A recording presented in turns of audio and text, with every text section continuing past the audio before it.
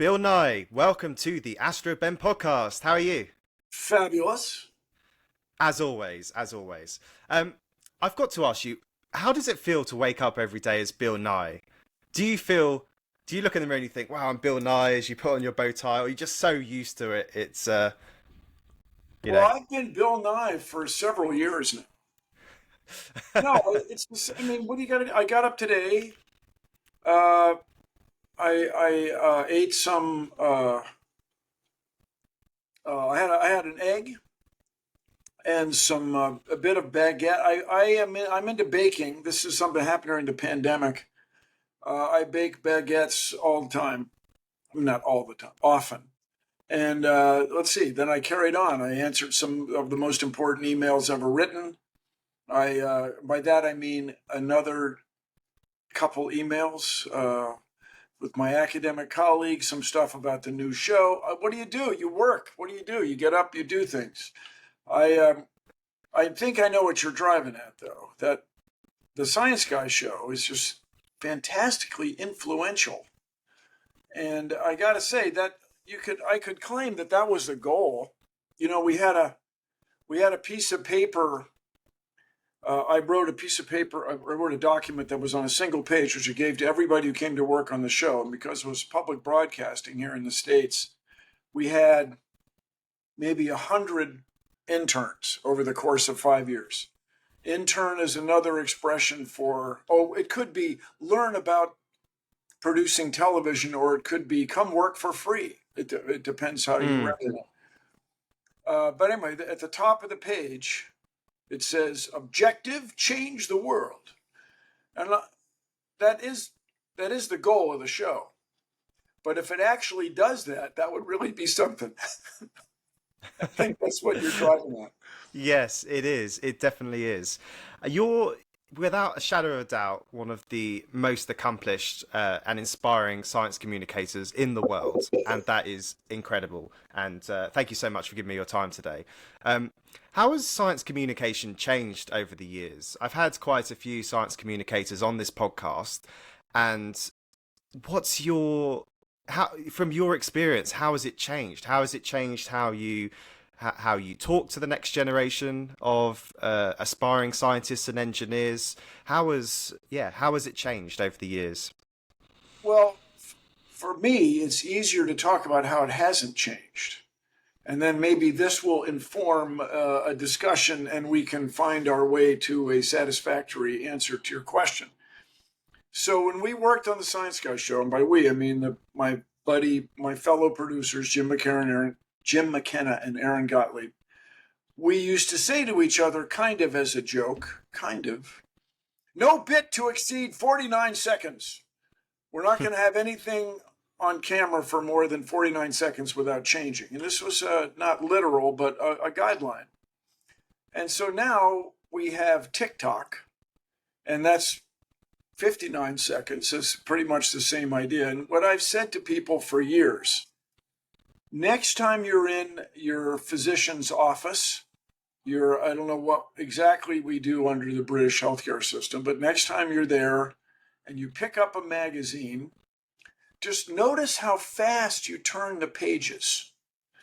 You know, when you get people to visit a website for more than 2 minutes, you're doing pretty well. And Mm, so, in other words, I'll claim that people are the same, that people change the subject quite often. Readers, consumers of the video or the written material, what the kids call content, mm, uh, that's the same. But what maybe has changed is when we were doing the Science Guy show here in the US, there were three major networks. The cable news network, CNN, was just emerging. And going along with that in parallel were these ultra high frequency channels, UHF, where the quarter wave is literally only that long in physical space. The wavelength is about like that. Uh, when we had public broadcasting. And so there were sort of four channels available to most people in big cities, fewer than three channels, two channels, one channel available to people in rural areas. And so we we would produce a half-hour show, and people would watch it for a half hour. And it was the only show, by the way, that people claim, I am not a full-time broadcast historian, but it was the only show in syndication, as it's called, with commercials, and public broadcasting, the equivalent of, I guess, a BBC Four. Is that right? At the same time. And so now, with the electric internet that the kids use on their electric phone machines, you can watch tens of thousands of videos, maybe a million videos, if you different sources, if you go looking for different sources of video. So that's changed. But what you're producing, what you're going to present, I claim is much the same. And do you think, because there are so many ways to absorb science nowadays, do you think that people are more interested in it? I know that's a big question, but do you think people have always been interested in science? Now I'm of a certain age. I grew up with the beginning of the space program.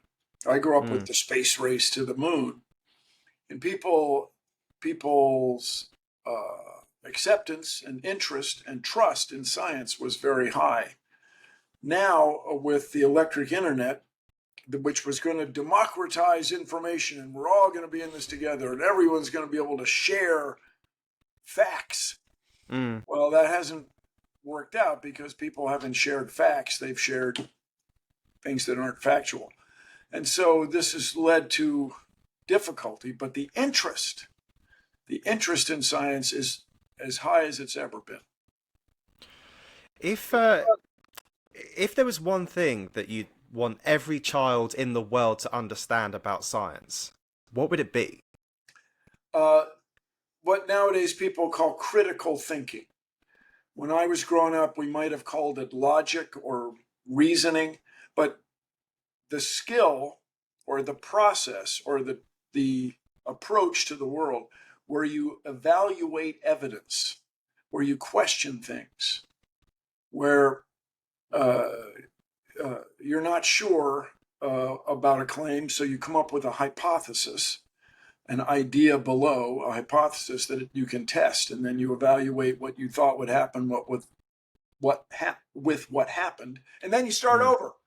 That's the process of science. But this idea that everything you read is true, everything that's beautifully produced on the internet is probably true, is not good. On the other hand, as I say, it's very few people are motivated to lie about the number of protons in iron, right? An iron atom. That's probably correct. But then some of the knock-on ideas may not be true. Well, if you eat iron, you'll live to be 200 years old. That may not be true. What you're obviously, well, I say obviously, but to people that might not know, you're the CEO of the Planetary Society. Yes. I would say, how are you proud of that? But I know you're proud of that. But how much of an impact does that have on young people? Tell me a bit about the Planetary Society. That's a great question, Ben, because that's the key to our future. We want to engage young people. So we have found, since 1980, we engage people who are in college or university, and to a lesser extent, people in the U.S. we call high school. But our members are generally older. So what we have now is the Planetary Academy. We're really trying to engage families. That's the key to our future, I think. And there's two things everybody loves as a kid: dinosaurs and space. So we want to provide the space. And it turns out, when I was out in the workforce here in the U.S. paying taxes, we discovered that a rock from space probably finished off the ancient dinosaurs. Whoa, it's all one thing. I think when I was a kid, those were the two things that I wanted to be an astronaut, as a lot of kids do, especially listening to this podcast. And then I wanted to be a paleontologist. Paleontologist, the dinosaurs in space, astronaut, and paleontologist. You're the man. You're representative. What did you want to be when you grew up? Did you were you always attracted to science? How did you pursue a career in science? Was there a moment Well, that you can remember? well, there was for sure. There's a moment I've described many times when I got stung by a bee. I got stung by a bee, and that hurt, and I was crying. We were playing cards on the front porch in Washington, D.C., the city of Washington. And it's hot and humid, and we were out on the porch trying to cool off. And I got stung by a bee, and my mother put ammonia on the bee sting. Ammonia is the ingredient you smell in window cleaner, and it turns out to be it's a base. It's very good at cleaning windows. Anyway, it denatures the venom somehow, and that was remarkable to me because on the bottle are skull and crossbones. Mother's trying to kill me, which I could understand. I was a rambunctious young boy. But then my older brother had a chemistry set back when they were cool and dangerous. And he could make a compound in your hand that smelled like ammonia. And that was, oh, wow, that's what this connection was really motivating for me. And then in the US, in the Sunday paper, in the Washington Post, which is a well known paper here, newspaper, Ripley's Believe It or Not. According to aerodynamic theory, bees cannot fly. And I was a little kid, but I remember thinking, oh, no, bees fly. Fine. Your theory, it must be the theory that's a problem. And this really was a step in thought. It reminds me of it was when I sort of first got irony. Mm. And anyway, it had a big effect on me. And then when I discovered, I was working at a bike shop, when I discovered that you could be a mechanical engineer. I was really intrigued by that idea. A guy I worked with was an engineer, was in engineering school at this school here in the States, Lehigh University, which is very well known in engineering. I went, that's cool, man. Let's design some bicycles and airplanes. Cool. And so mechanical engineering, for those of you who are not into it for some reason, is just classical physics. It's just doing physics problems and optimizing two physics problems at the same time from many directions at once. So you get this object, this thing that you're creating to do what you want. And we say, oh, everything happens for a reason, Ben. And that reason is usually physics. Absolutely. Well, you are on the Astroben podcast, so we love science, but our space is what really gets us going.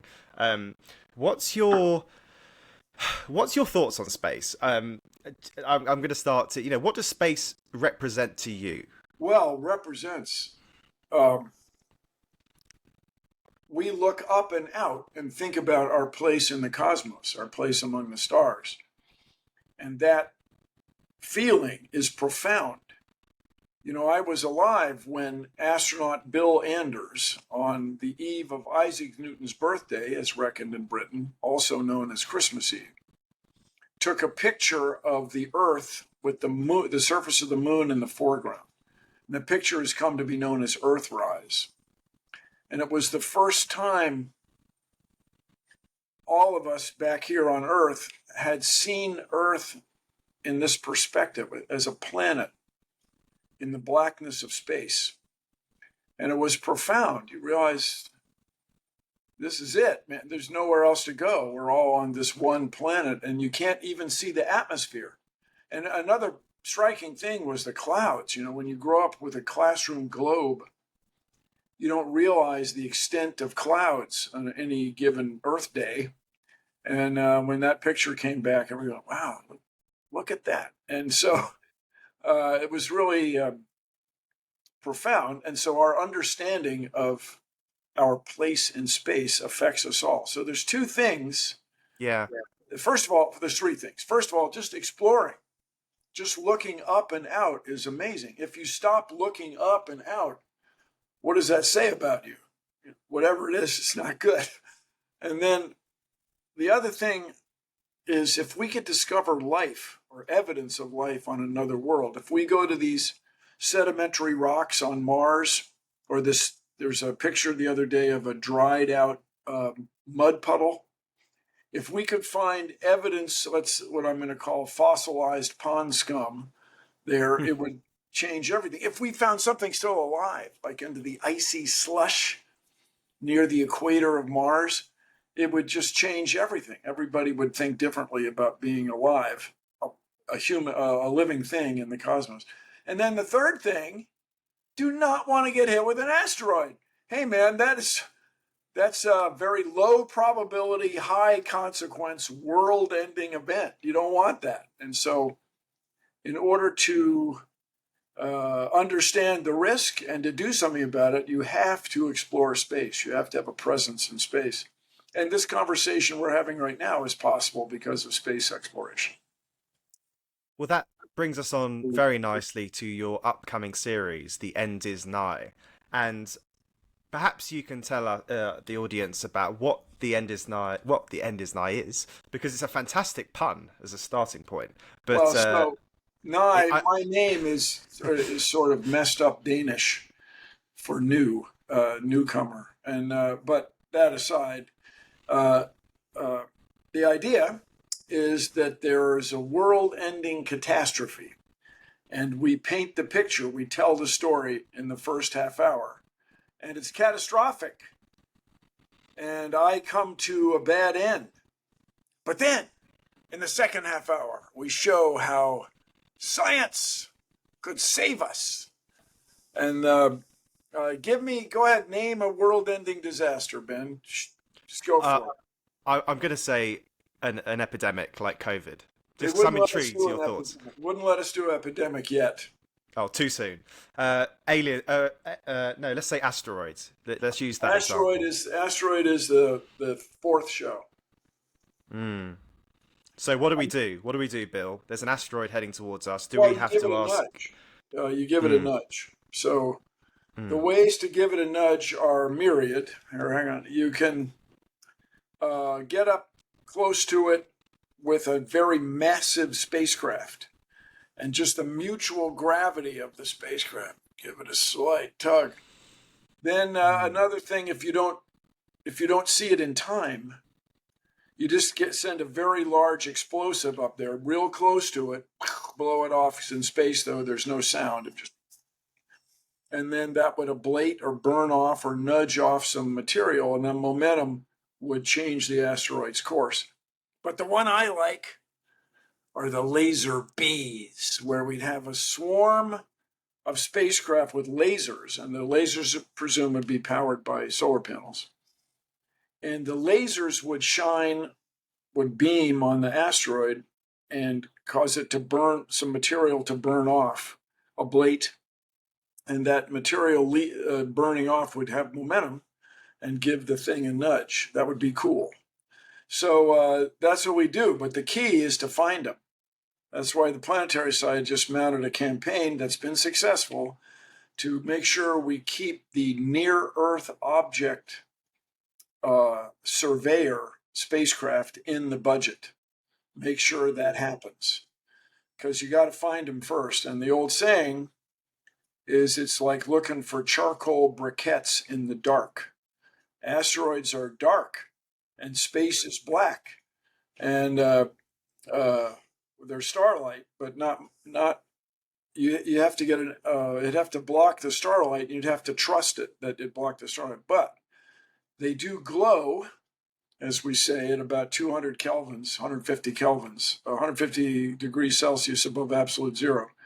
And so with the right infrared camera, you can see them. And that's the plan. So are these theoretical ideas, or do we have the technology to actually do it? And also, who would do it? Because obviously we've got private space companies. Who would we look to? Talking about?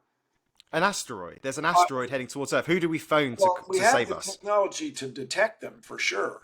The technology to deflect one does not yet exist, not formally. I mean, plans have been planned. Oh, man. And it is presumed that if one were really detected, we would be motivated. The key is to get 20, 30 years warning. 30 years of warning. Then we can do it. Then when you allude to private space, this is a classic example. There's no business case for deflecting an asteroid.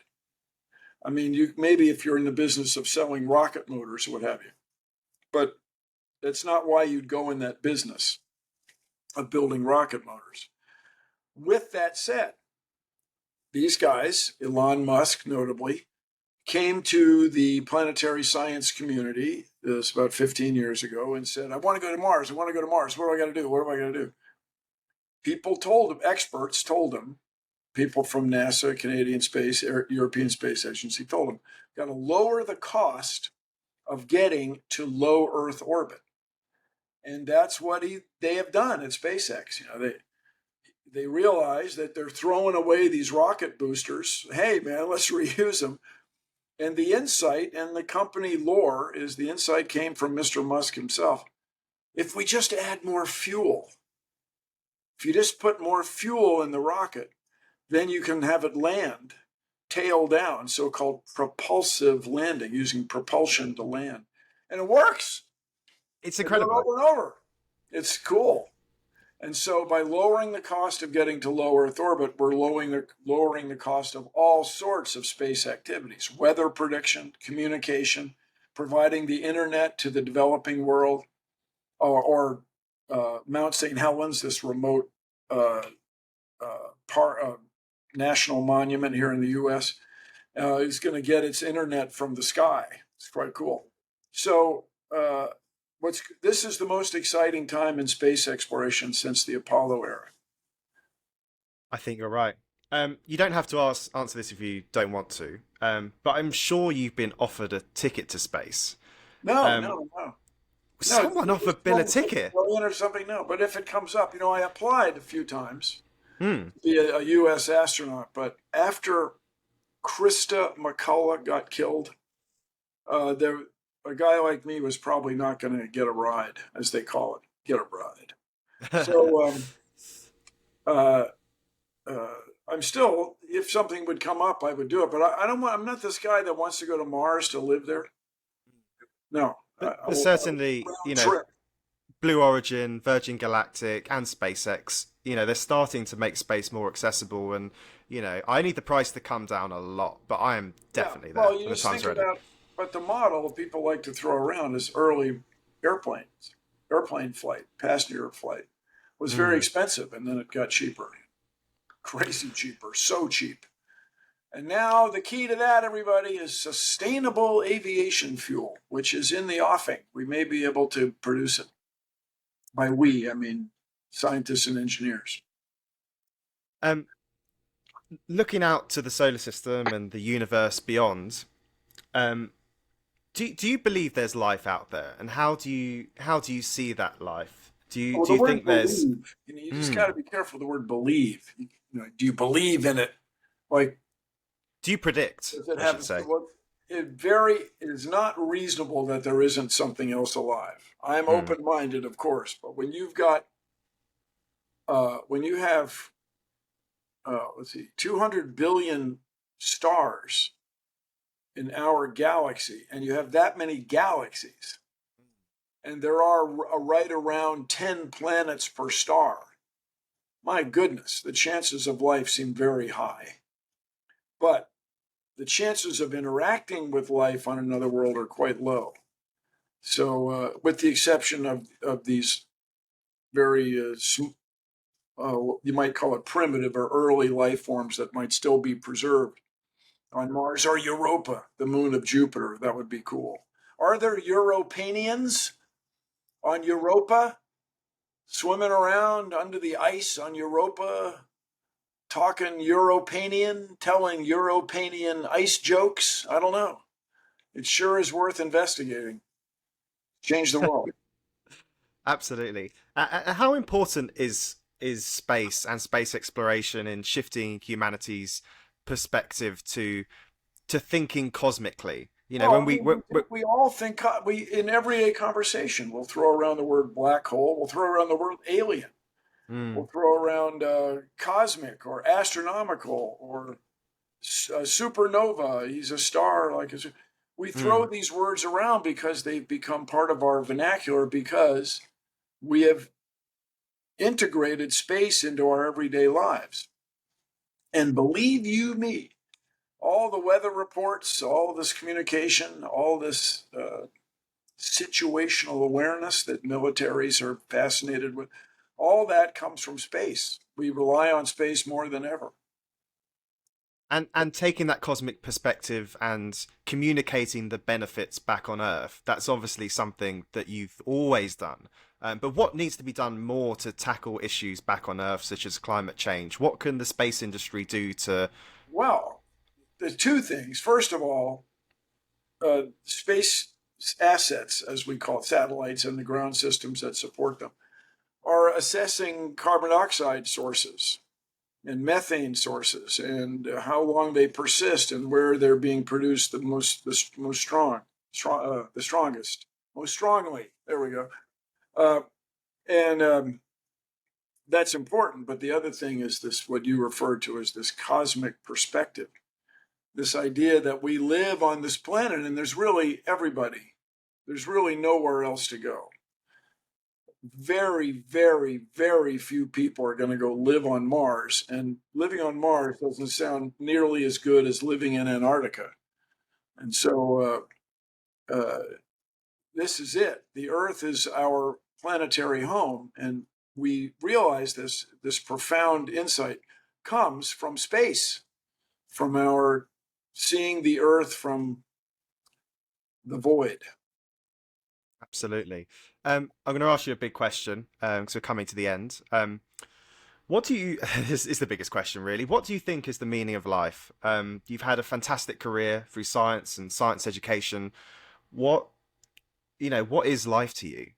Is it to expand the light of consciousness in the universe? What do you, Bill, think is the ultimate goal of humanity? Well, the meaning of life with respect to everybody is to pass your genes on.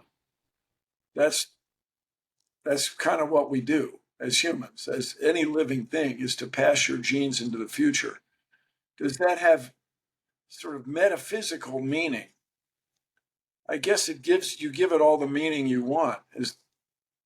I was brought up with these two big ideas that every person's responsible for her or his own actions. And the other big idea imbued in me by my parents was to try to leave the world better than you found it. And so is that the meaning of life, leaving the world better than you found it? Or does that really not make any difference if you pass your genes on? The charming thing about the process of evolution, it does not seem to be directed. There is no entity, no agency. It's not moving forward. And just, if you don't believe me, just think about this. Whatever bacteria are in your tummy, whatever fungi are extant in the woods or in your socks, they are just as evolved as you are. All these organisms got here. 4.5 billion years of evolution on Earth. We're all here together. Deal with it. That either means that life is meaningless because you're no different from a fungus and it doesn't matter if you get taken out with fungicide or not. Or since you can understand it, since we can know our place in space, this fills me with this profound, this reverence for humankind, for our intellect, our ability to reason, for science. And so think about this, you all. I was in college when Hans Bethe was doing lectures in university. Hans Bethe won a Nobel Prize for realizing or discovering how stars produce the heavier elements, the process of fusion inside stars, the CNO cycle, carbon, nitrogen, oxygen. Then Carl Sagan, this astronomer, was around promoting science, promoting the cosmos, promoting space exploration. And these guys pointed out that since we are made of the dust of exploded stars, stardust, we are at least one way that the cosmos knows itself. And that fills me with reverence and joy every day. Every day. We we are one way the cosmos knows itself. That's just cool. That's amazing. That fills me with joy. It's very cool, and it's been a huge honor to chat to you. Um, I'm going to share details of The End Is Nigh. I can't wait to watch it on August Peacock. 25th is the official date now. Tune in, kids. Before you go, do you have any final message to people listening? Any final, advice to people apart from look up at the stars, not down at your phones, because that's what I always tell people on this podcast. Well, my advice is participate. Writ large, vote, or writ small, rather, vote. Writ large, participate. Be part of your society. Know your neighbors, because we are all in this together, and we are learning in a way that my ancestors had a sense of, but didn't have this literal understanding that we are all descended from a common ancestor. We are all one species. And this also fills me with reverence. It also fills me with respect for everyone I've ever met. Bill Nye, thank you so much for coming on the Astroben podcast. Thank you. Love it. Let's keep looking up, and let's change the world. Thank you, Ben.